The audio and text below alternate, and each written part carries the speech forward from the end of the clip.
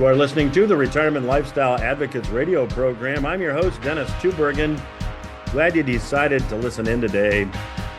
Joining me after the break in the second segment of today's program is returning guest, Mr. Kerry Lutz.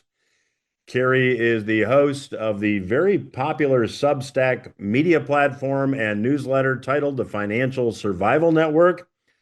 I'll get Kerry's take on the health of the U.S. economy, as well as his forecast for the financial markets, including stocks and bonds moving ahead. If you have not yet created your free login to retirementlifestyleadvocates.com, I would encourage you to do so. You can go to the website, create your free login, and once you do, you'll have access to the weekly podcast. All the replays of all the podcasts are also posted there.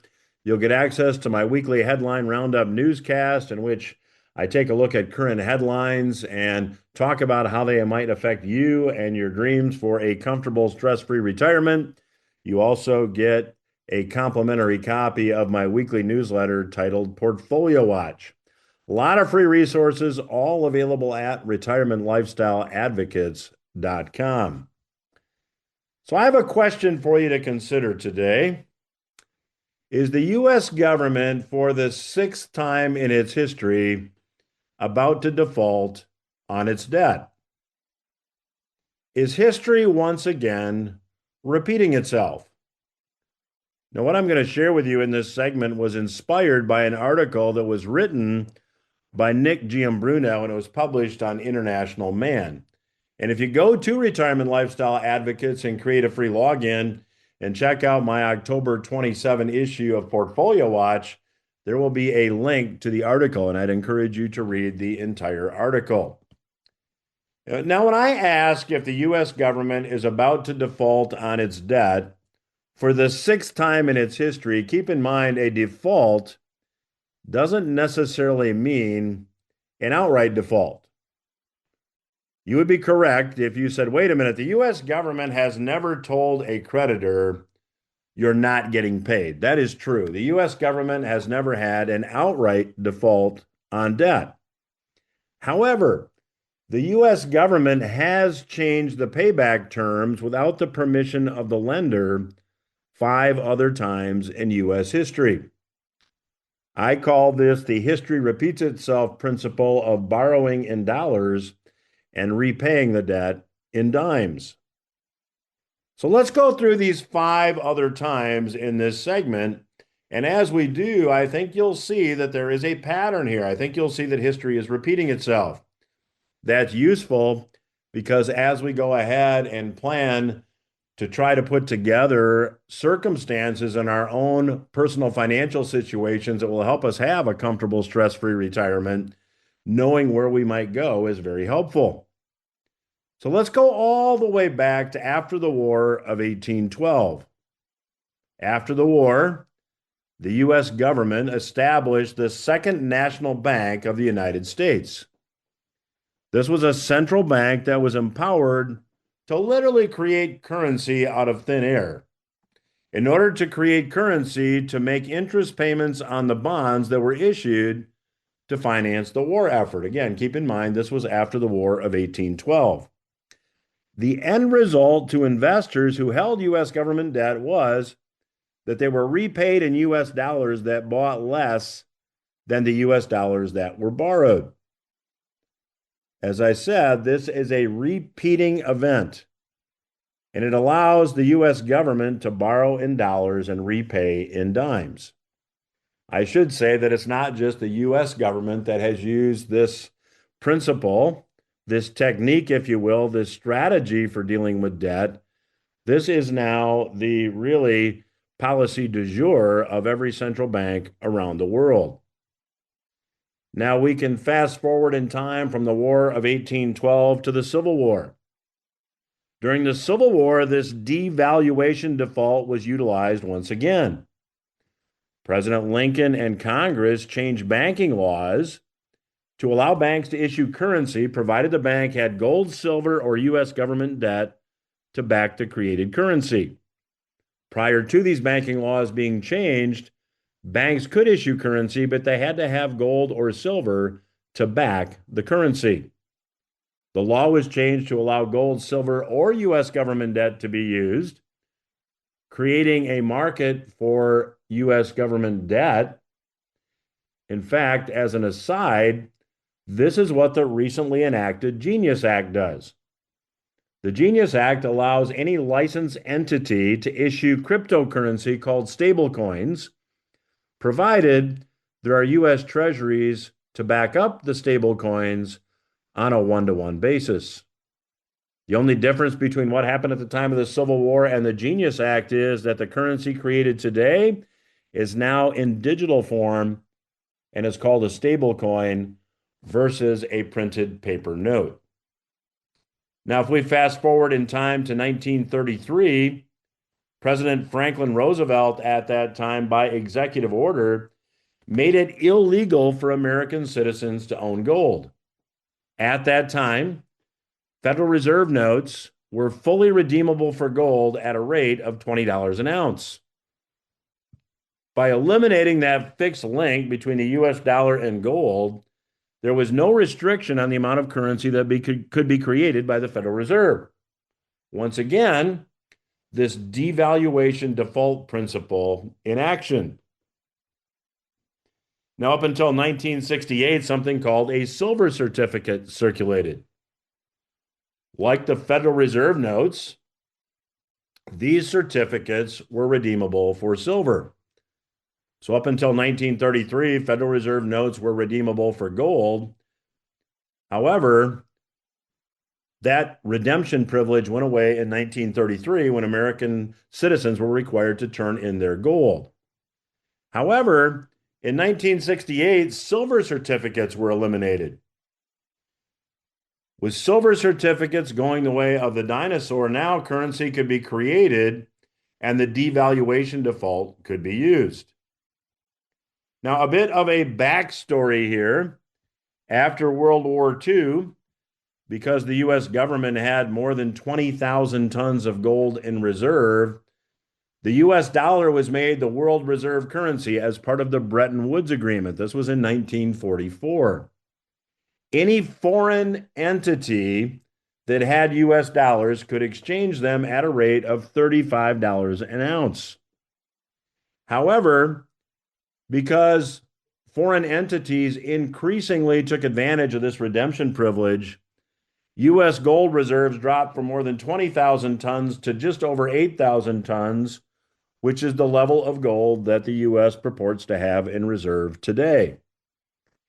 In 1971, this redemption privilege of foreign entities redeeming U.S. dollars for gold at this rate of $35 an ounce was suspended temporarily.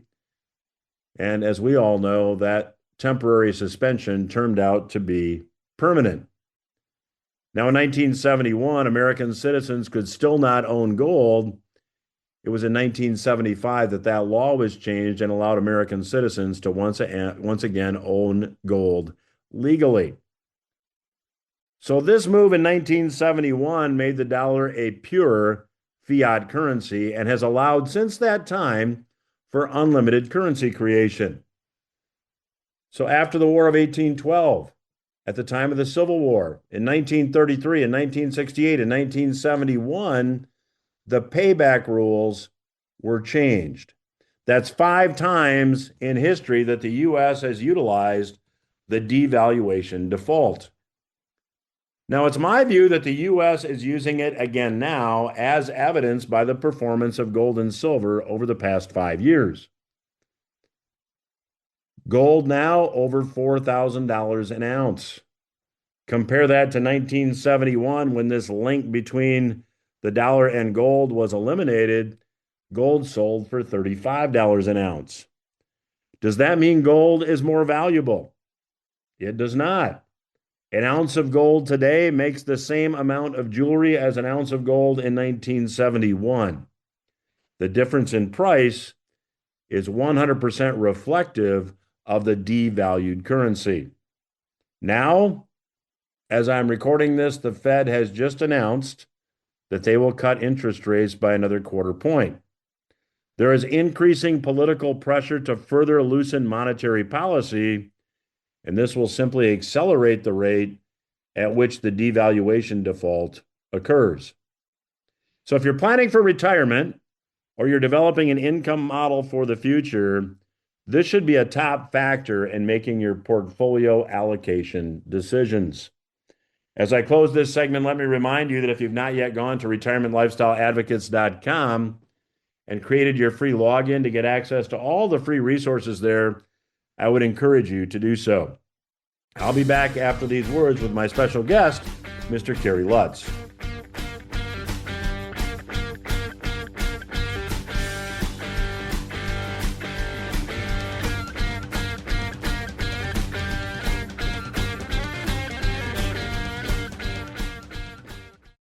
Dennis Tubbergen here, host of the Retirement Lifestyle Advocates radio program. If you've not already done so, I'd like to invite you to go to the website retirementlifestyleadvocates.com and create your free login. Once you've created that free login, you'll get access every week to the podcast. You'll get access to the Headline Roundup newscast. You can also participate live in that newscast every Monday at noon. You'll also get a copy of my Portfolio Watch newsletter every Monday. Again, the website, retirementlifestyleadvocates.com. It's free. What are you waiting for?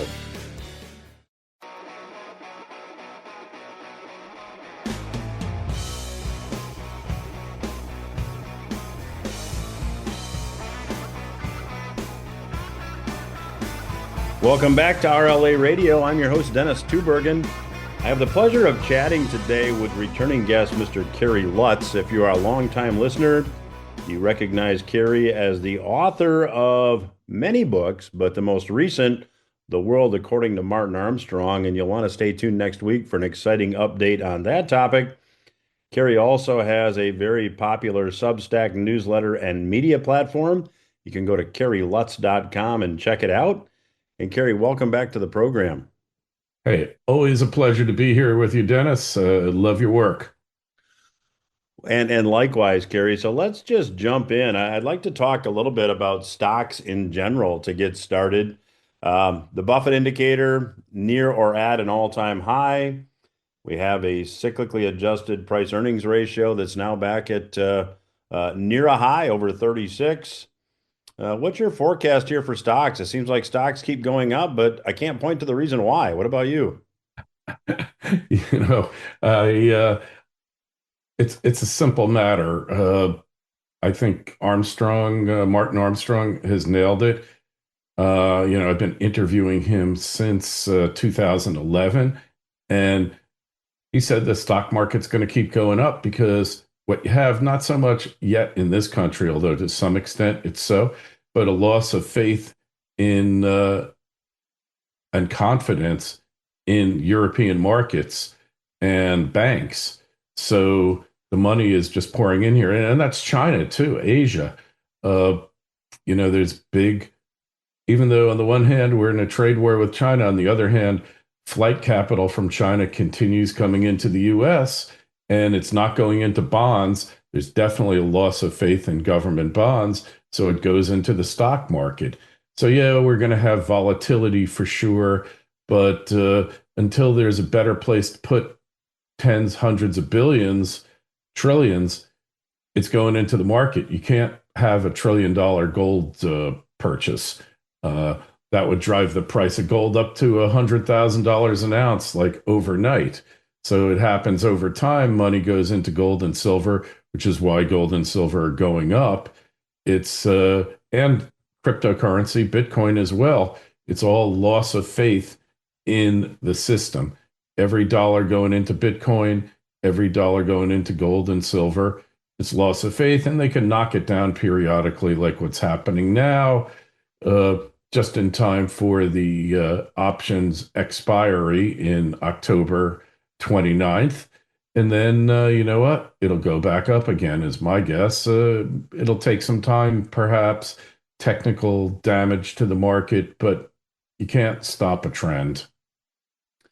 So I want to go back to stocks here in a minute. So you view this recent pullback in gold and silver as just that. It's just a pullback because it got a little bit ahead of itself. You think it's going to consolidate and continue to rise then. Is that your forecast? Yeah, the tree does not grow to the sky. It was beginning to turn into a parabolic move, and parabolic moves are not sustainable in the long run.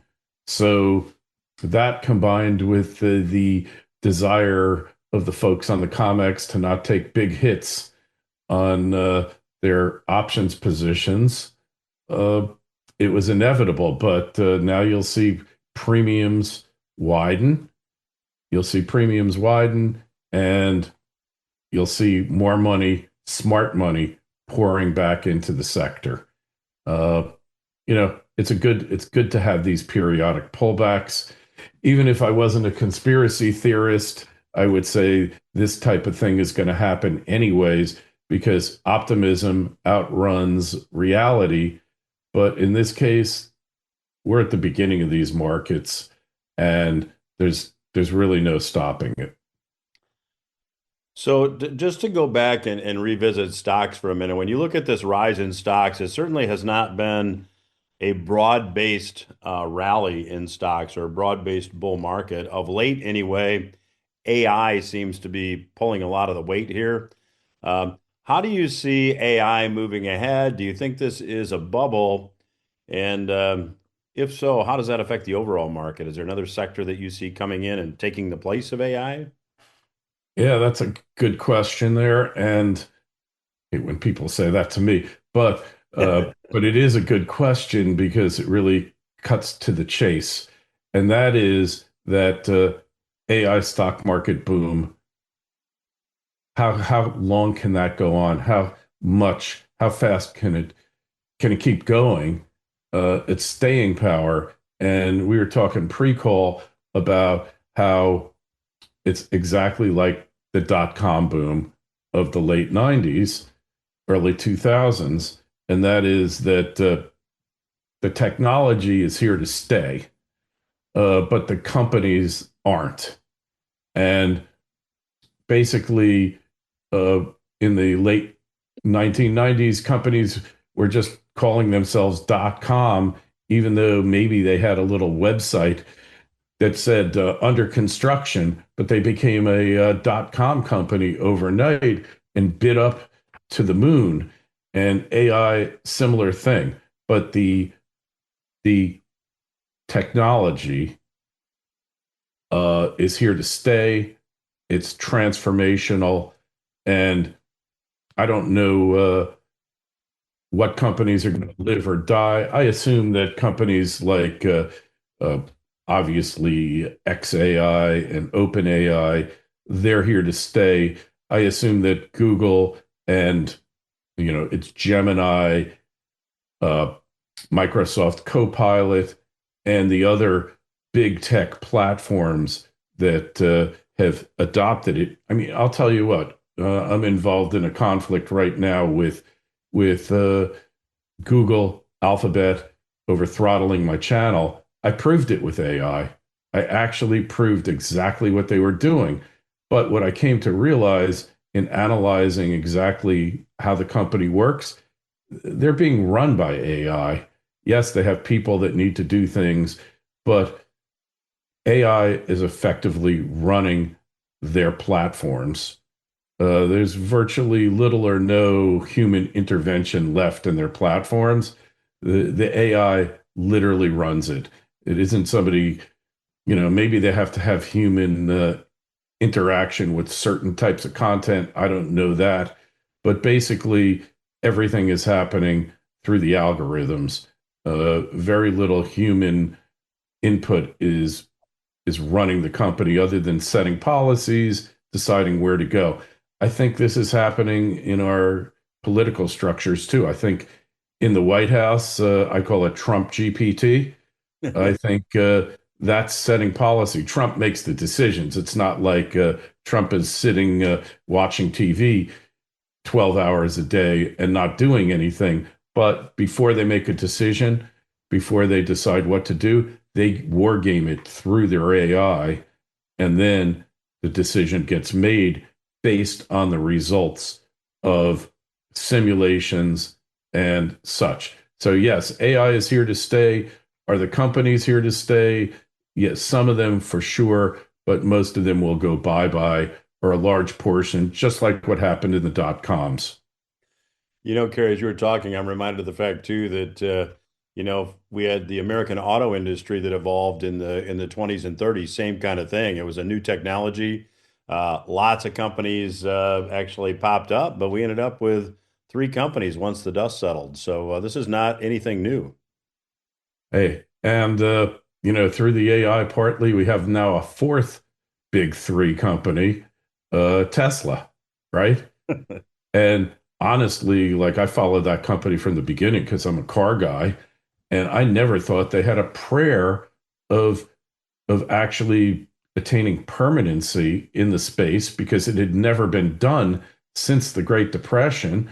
The big three have been the big three. Studebaker dropped out like in the 50s, early 60s, but they attained the impossible, which in and of itself should tell you something that this the big three ain't going to be the big three much longer. I think it's going to be the big one and a half. I think that the large auto manufacturers, domestic especially, but European as well, will all have to team up with Tesla to survive. There is not going to be any other way because Tesla is the only company in the world that can build an EV combined with AI and actually be profitable. None of the Chinese companies, Dennis, are profitable on their EV sales at all. None of them. Kerry, let me shift gears for a minute. A lot of news here recently of maybe some trouble in the banking sector. I think it was Jamie Dimon who came out and said that I probably shouldn't say this, but this write-off we just hit is kind of like a cockroach. There's probably not just one of them. What impact do you think this will have on the economy moving ahead, if any? Well, remember like a year and a half ago, we had the regional bank crisis, and that seems everyone seems to have forgotten it. Uh, it's the banks are doomed, no matter how you figure it.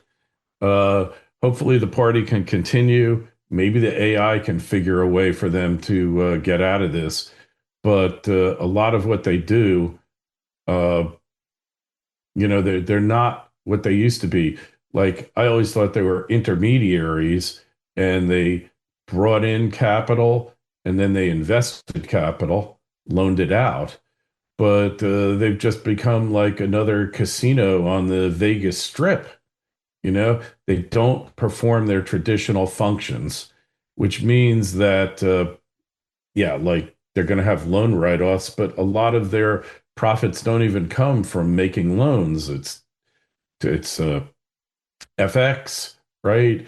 It's uh, it's it's basically trading profits, although a lot of their prop stuff has gone away, but they're not like what they used to be here.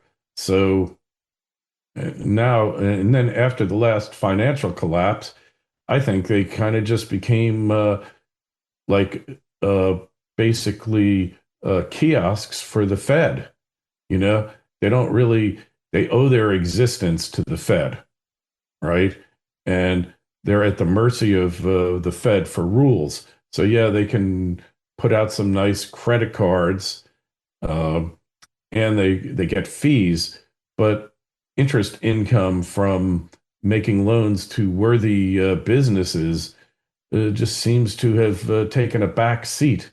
So if you're making a ton of your profits from fees on bank accounts and from credit card income and consumer lending, auto loans, they like that. They'd much rather make an auto loan or a credit card loan than a business loan. Um, how did this happen here? So their function as allocators of capital has been greatly distorted and I would even say perverted. So uh, how they survive in the future, I am not sure. Do you see then a repeat of what we saw in 2007, 2008, or do you think we're going to see something similar, but to some order of magnitude larger? Good question. And it could, as long as the federal funds, as the foreign flight capital keeps coming into this country, the banking sector, the big banks will probably be okay. Um, that's where a lot of their deposits come in. Because if you're a European fund manager and you got to park money overnight or for the weekend, are you going to put it in a European bank or are you going to put it in a US bank? Right? Going to put it in the US bank. So, it's a big Ponzi scheme and all that, but they've managed to keep the game going a lot longer than Charles Ponzi ever could have imagined was possible, even longer than Bernie Madoff, right? So there's certainly risk. And in the final analysis, though, the Federal Reserve was created to manage those bank runs. You can't really have a bank run anymore, Dennis. Doesn't exist because a bank run happened when you'd go to the bank on the corner that was basically in danger of collapsing, take your money out in cash, and go to another bank that appeared to be safer and deposit it there. Well, you can't take the cash. You can get a check from one too big to fail bank and put it in another. So yes, there's going to be these periodic scrambles and you know big names collapsing, whatever. But in the end, as long as the system goes on, I think the banking sector will go on. But in the long run, I think they're probably doomed. So, Kerry, that seems that the Fed will likely have to get involved at some level. And then when we look at the national debt now, just going from 37 trillion to 38 trillion dollars, I think in 75 days, which is an all-time record. Debt accumulation at the federal level is accelerating as well. A lot of pressure on the Fed to drop interest rates, likely, in my view, probably going back to QE at some point. Doesn't this all point to a highly inflationary environment in the future, despite what the current numbers might say? Oh yeah, I think the inflation is baked in the cake there. There's really nothing that can really stop it that I can see. If I'm wrong, I'd love for people to point out to me, but you got all this government debt and it's got no place to go. So who's going to buy it? The buyer of last resort, which become the buyer of first resort, the Fed.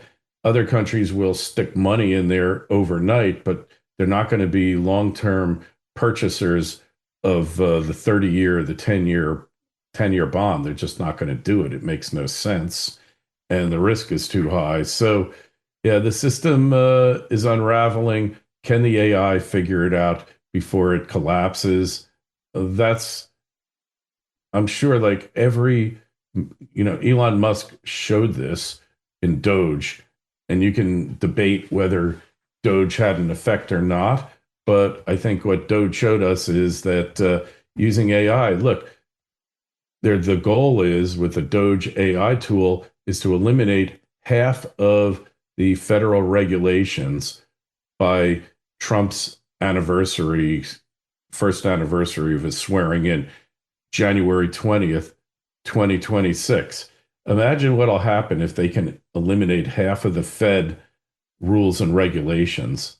I mean, that is true liberation day. Um, so, the future is always uncertain. Nobody calculated in AI, but AI is having a profound effect on every federal government agency, and now they're going to be doing it in places like Florida. And I see, uh, I see a lot of people with no jobs, but I see a lot more efficiency and ability to actually accomplish things. Even in my own life, I've seen it where it's helped me produce content. It doesn't write the content for me, it doesn't write my books for me, but it makes me a much more efficient writer and content producer, creator, as they like to say. Well, the clock says we're going to have to leave it there. My guest today has been Mr. Kerry Lutz. His latest book, The World According to Martin Armstrong, is a terrific read. There's an exciting announcement, as I stated at the outset of this segment, coming up on that very topic next week. And be sure to check out kerrylutz.com. And there you'll learn more about Kerry's popular newsletter and media platform. Again, the website, kerrylutz.com. Kerry, hey, thanks for joining us today. Always a pleasure to catch up with you. And let's do it again sometime down the road here. Hey, excellent, Dennis, and you're always welcome on my show. We'll have you on there in a couple of weeks. And hey, it's amazing what's going on right now, and opportunities have never been greater. Could not agree more. We will return after these words.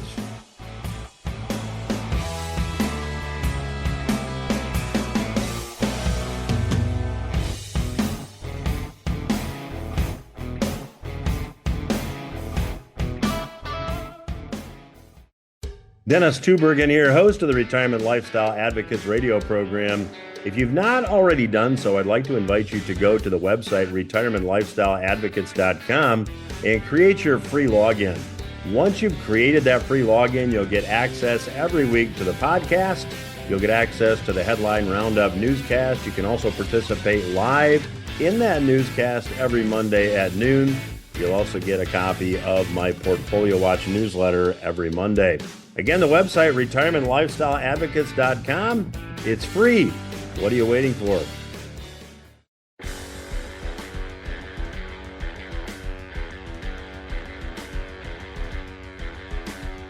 Welcome back to RLA Radio. I'm your host, Dennis Tubbergen. And thanks again to my special guest, Mr. Kerry Lutz, for joining me on today's program. Well, that didn't take long, did it? The national debt went from $37 trillion to $38 trillion in just 71 days. In slightly more than 2 months, 2 months and 11 days to be exact, the U.S. government racked up $1 trillion in debt. U.S. government debt accumulation now resembles a snowball rolling downhill. The faster it goes, the faster it goes. The national debt of the United States hit $34 trillion in January of 2024. By November of 2024, just 10 months later, it eclipsed the $35 trillion mark. It took 188 days, or about 6 months, for the debt to grow from $35 trillion to $36 trillion. When debt grew from $36 trillion to $37 trillion, it took a rather deceptive 265 days, and the reason for the slower growth was because the U.S. government hit its debt ceiling. It wasn't because spending slowed. It wasn't because tax revenues increased. The slower growth in the debt is 100% attributable to the U.S. government hitting its debt ceiling, and they couldn't borrow money until the One Big Beautiful Bill Act was passed and raised the debt ceiling by $5 trillion. When the One Big Beautiful Bill Act was passed, the national debt stood at $36.2 trillion, and it took less than 2 months for the government to borrow $800 billion, which saw the national debt exceed $37 trillion.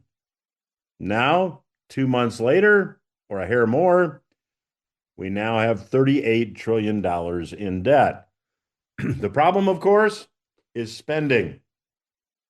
In the 2025 fiscal year, the U.S. government spent over $7 trillion. That was an increase of more than 4% over the prior year. Now that transfer payments, which include Social Security, Medicare, Medicaid, SNAP, unemployment, now that transfer payments are at $5 trillion, and transfer payments and interest on the debt combined to exceed $6 trillion annually, the rate of growth of the debt will have to continue to accelerate. The snowball will continue to roll downhill faster and faster and get larger and larger. That has to mean more currency devaluation, in my view, as I talked about in the first segment. And now, of course, would be a great time to adjust your portfolio holdings accordingly. As you've heard on today's podcast, there are lots of free resources available at retirementlifestyleadvocates.com. Only a free login is required. I'd invite you to go there and check it out. That's all the time I have for the program this week, but I'll be back again next week with a brand new program.